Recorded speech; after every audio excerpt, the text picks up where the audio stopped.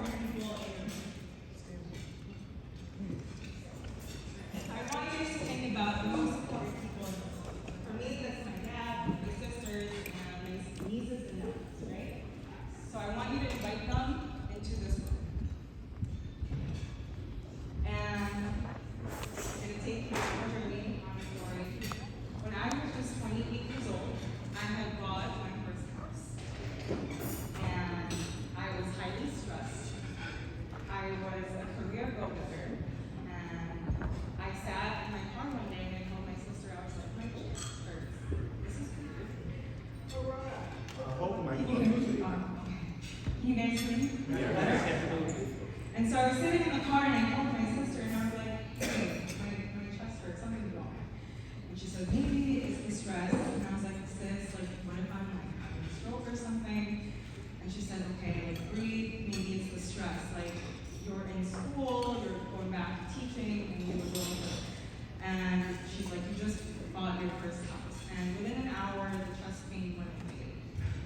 And so I was like, okay, let me go back into my daily grind, right? Because my health was like behind me, my career and trying to be stable was top of mind for me. And so I went back to school teaching, and all of a sudden I couldn't do my lectures anymore. I couldn't talk. I would talk, I would bend over, and my students were like, Ms. Lucas, something's wrong. And I was still like, no, like I'm a strong woman. I was raised as an immigrant child, right? You just fight through it. And so the chest pain actually came back. My sister was like, you gotta go to the ER. I was like, bro, that's $250. That's a lot of money. I gotta make my mortgage payments, all the bills that come with it. And she's like, bro, it's $250, just go.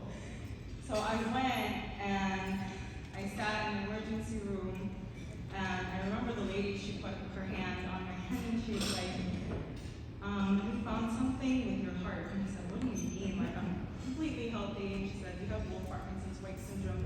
I said, who is that? And she said, that just means you have an extra electrical pathway. Is it okay if we admit you in the hospital? And I said, okay, sure. And I called my husband, I'm like, they know what's wrong. There's like something wrong with my heart. And he's like, that's the other side of your pain. So the pain is right here. My heart obviously is over here. He's like, there's something else that's wrong. And so I was admitted in the hospital for 3 days. They actually saw a nodule on the CT scan, and they were like, well, your insurance, right? We gotta let you go, we gotta do like the follow-up stuff. And I said, oh, insurance. I didn't know anything about it. I never really had to go to the doctor. They're like, you have HMO, you can't like keep doing these tests. I said, okay. And I actually went to my PCP as well, and he said, everything is fine. You need to go home, boil some water, and add some honey. And I stared at him and I said, what? And you guys, like the household I was raised in, you cannot talk back to authority. I'm Asian American, Filipina, an immigrant. You can't talk back. So I stared at the doctor. I said, something's wrong, and he kind of just dismissed it.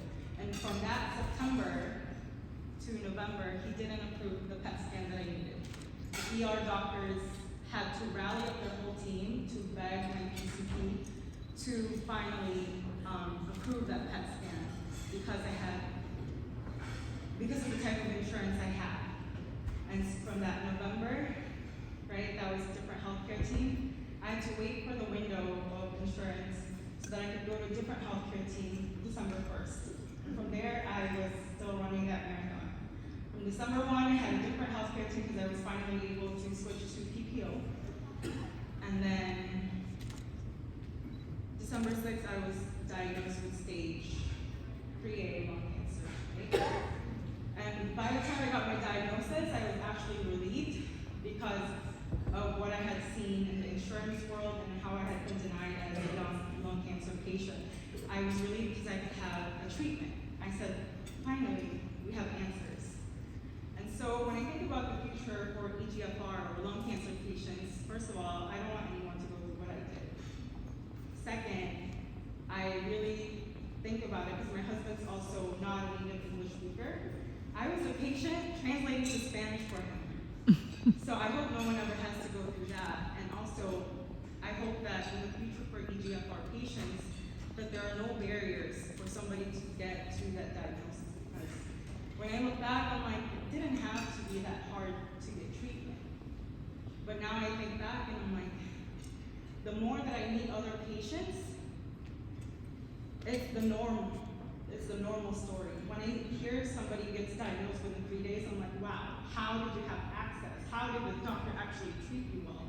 Because among the communities I'm a part of, which is immigrant families or people of color, we have a delayed diagnosis all the time. So my hope for the future is that no more